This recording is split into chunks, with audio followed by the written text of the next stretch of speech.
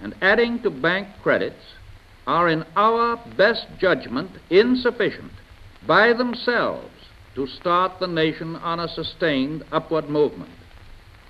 Therefore, I came to the third kind of government action, which I consider to be vital.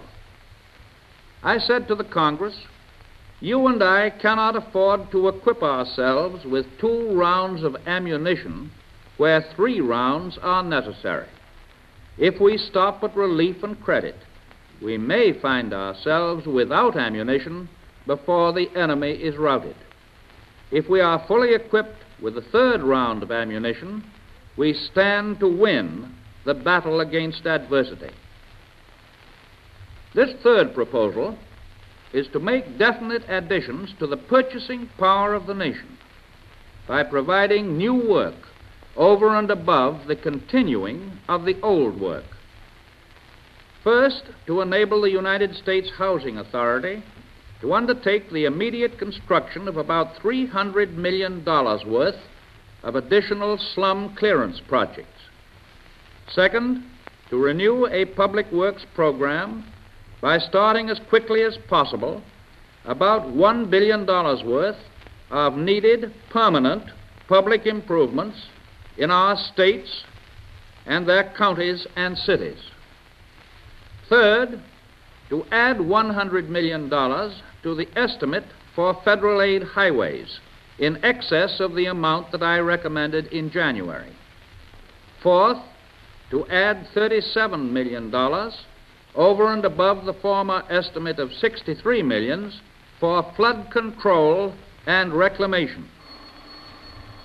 Fifth, to add $25 million additional for federal buildings in various parts of the country. In recommending this program, I am thinking not only of the immediate economic needs of the people of the nation, but also of their personal liberties, the most precious possession of all Americans. I am thinking of our democracy. I am thinking of the recent trend in other parts of the world away from the democratic ideal.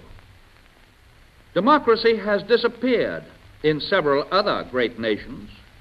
Disappeared not because the people of those nations disliked democracy, but because they had grown tired of unemployment and insecurity, of seeing their children hungry, while they sat helpless in the face of government confusion, government weakness, weakness through lack of leadership in government. Finally, in desperation, they chose to sacrifice liberty in the hope of getting something to eat. We in America know that our own democratic institutions can be preserved and made to work. But in order to preserve them, we need to act together, to meet the problems of the nation boldly, and to prove that the practical operation of democratic government is equal to the task of protecting the security of the people. Not only our future economic soundness, but the very soundness of our democratic institutions depends on the determination of our government to give employment to idle men. The people of America are in agreement in defending their liberties at any cost, and the first line of that defense lies in the protection of economic security.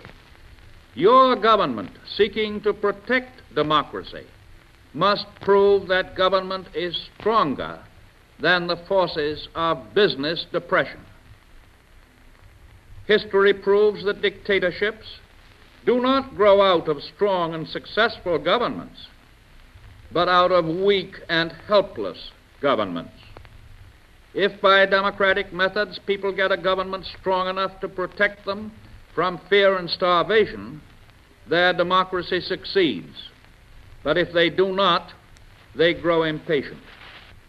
Therefore, the only sure bulwark of continuing liberty is a government strong enough to protect the interests of the people, and a people strong enough and well enough informed to maintain its sovereign control over its government. We are a rich nation. We can afford to pay for security and prosperity without having to sacrifice our liberties into the bargain. In the first century of our republic, we were short of capital, short of workers, and short of industrial production. But we were rich, very rich, in free land and free timber and free mineral wealth. The federal government of those days rightly assumed the duty of promoting business and relieving depression by giving subsidies of land and other resources. Thus, from our earliest days, we have had a tradition of substantial government help to our system of private enterprise. But today, the government no longer has vast tracts of rich land to give away, and we have discovered, too, that we must spend large sums of money to conserve our land from further erosion and our forests from further depletion.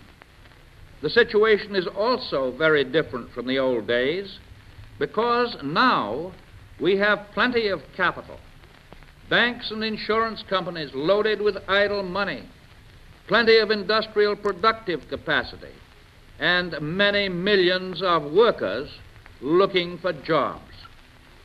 It is following tradition as well as necessity if government strives to put idle money and idle men to work, to increase our public wealth, and to build up the health and strength of the people, to help our system of private enterprise to function again. It is going to cost something to get out of this recession this way, but the profit of getting out of it will pay for the cost several times over. Lost working time is lost money. Every day that a workman is unemployed, or a machine is unused, or a business organization is marking time, it is a loss to the nation. Because of idle men and idle machines, this nation lost $100 billion between 1929 and the spring of 1933 in less than 4 years. This year, you, the people of this country, are making about $12 billion less than you were last year. If you think back to the experiences of the early years of this administration, you will remember the doubts and fears expressed about the rising expenses of government. But to the surprise of the doubters, as we proceeded to carry on the program, which included public works and work relief, the country grew richer instead of poorer. It is worthwhile to remember that the annual national people's income was $30 billion more last year in 1937 than it was in 1932. It is true that the national debt increased $16 billion, but remember that in that increase must be included several $billion worth of assets which eventually will reduce the debt, and that many $1 billion of permanent public improvements, schools, roads, bridges, tunnels, public buildings, parks, and a host of other things meet your eye in every one of the 3,100 counties in the United States.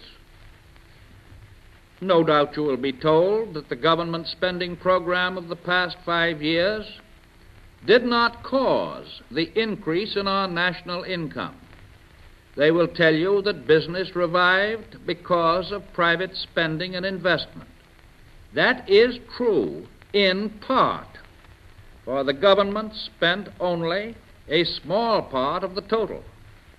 But that government spending acted as a trigger to set off private activity. That is why the total addition to our national production and national income has been so much greater than the contribution of the government itself. In pursuance of that thought, I said to the Congress today, I want to make it clear